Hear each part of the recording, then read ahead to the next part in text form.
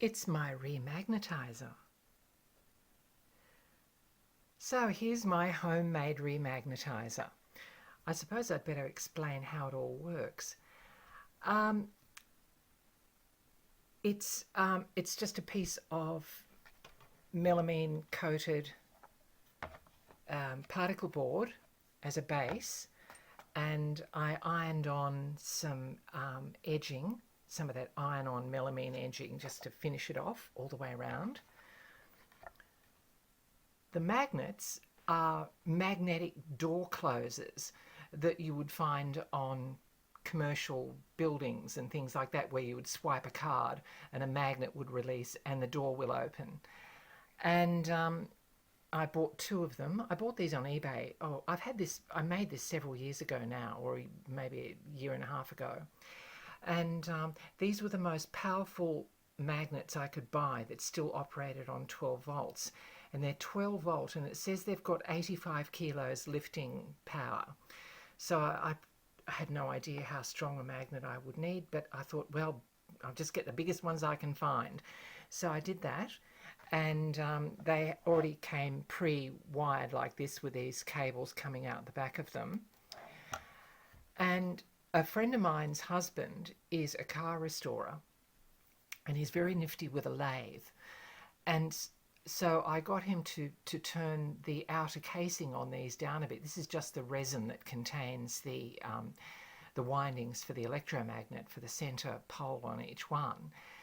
But because this casing came right up to the edge, I didn't want the magnetic, because the magnetic field goes between here and the outer casing. So when these clamp, they would clamp against a metal plate, and so the magnetic force goes around between the two ends of the magnet. If I've explained that properly, I probably don't even actually quite know what I'm talking about. But anyway, so I got Ian to put these in the lathe, and he turned the outer casing back. So he managed to turn it all the way down to here, so that I got a gap here. This one, he wasn't able to get so much of it turned, because it depended on how he was able to get it in the lathe and all that sort of stuff. But either way, it pulled these outer pole pieces back, so that when you put the motor in there and clamp it together,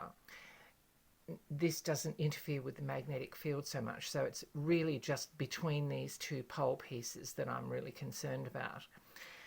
And so I just had some aluminium flat bar, and I bent them into brackets, and the magnets came with these bolts. They have a screw thread in the back of them, so you can just, they came with these bolts, so I was just able to bolt them on. And I just bent up some of this aluminium flat bar and put this one across here. And this is a little turned wooden section of a long gone shelf unit that used to belong to my mother, and that just came in handy. And so yeah, and this just slides backwards and forwards. I screwed this down and made sure, and this bit here is to stop it from lifting up and down, and so that just slides backwards and forwards. There's a couple of holes here that I drilled by mistake, but let's not look at those. And at the back here, this is just a little plastic food container with just a cheap push button and the cheapest red pilot light I could find. And it just unclips, and in here we have the wires that plug it together. So I just needed a small plastic box to contain the wiring, and rather than go to the electronics store and buy one, I've used a little plastic food container that I had in the cupboard. Oh, and there's a couple of diodes wired into the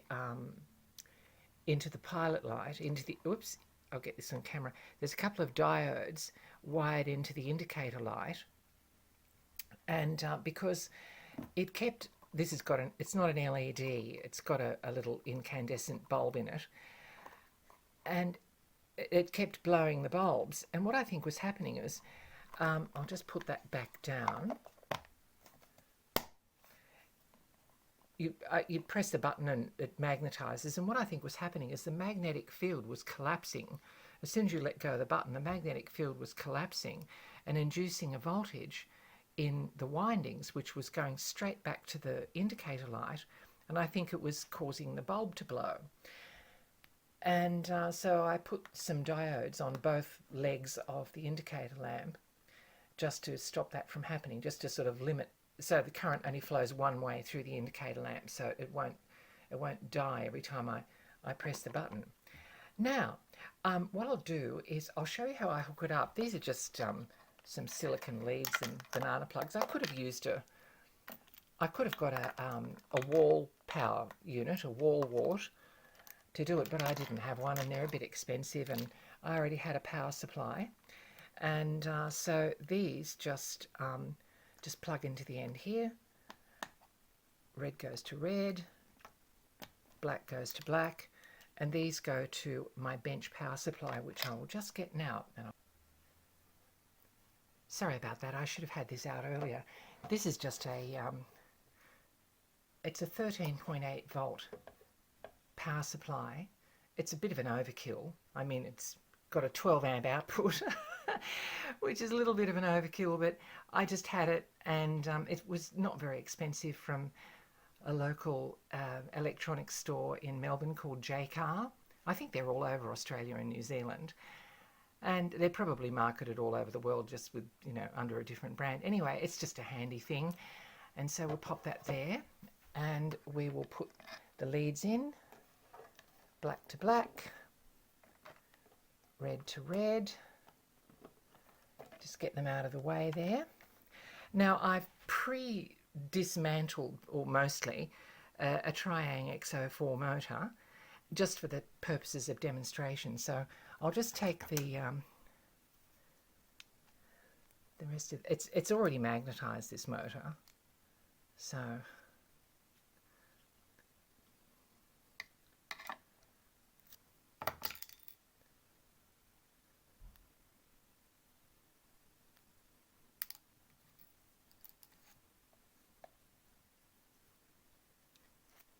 it doesn't really need remagnetizing. But let's just do a little test. All right, so the magnetism is quite strong. The motor will easily hang off that screwdriver. It'll hang, oh, you can't see that. It'll hang from the point of the screwdriver. But if I take this magnet out, hang on, let's just test this. So it's quite strongly magnetized. So if I take this magnet out and just leave it,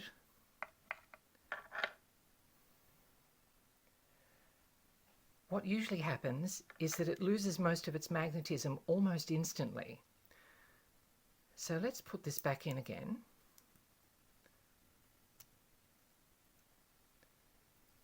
And that has lost huge amounts of magnetism. It's impossible to demonstrate on camera, but just doing this, it really has dropped. It's quite extraordinary. I don't know what Triang make their magnets out of, but whatever it is, it doesn't last. Anyway, so on these Triang motors, north is always at the top, or at least it is for me, and I've put north on here. So I'll turn the power supply on. It's got its own internal fan, so it's a bit noisy. And we put north to north, north to north. We just slide that over and clamp it in the middle. I try to get it as centrally located as possible. And then I'll give it 3 blasts.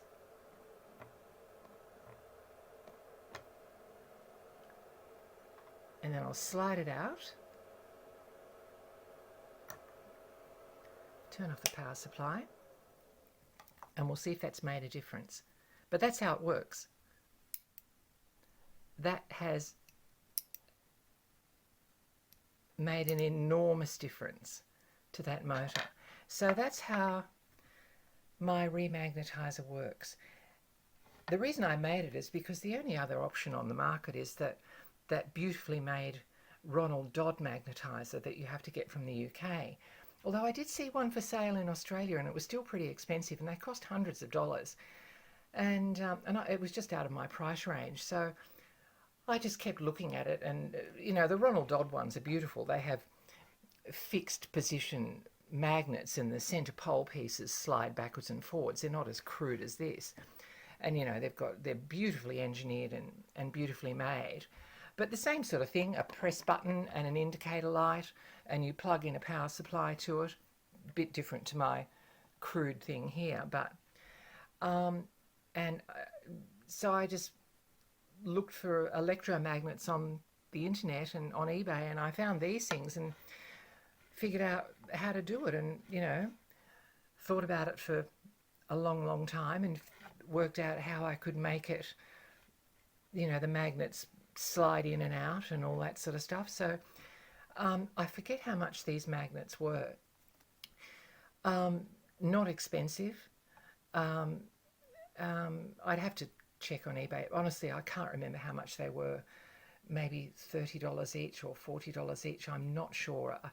It's pre-COVID, I think, when I bought these, if I remember correctly. So yeah, it is going back a year or two now. But and this aluminium bar I just had left over from things, and so there it is, and it works a treat. So that's my homemade magnetizer. I hope you enjoyed. See you next time.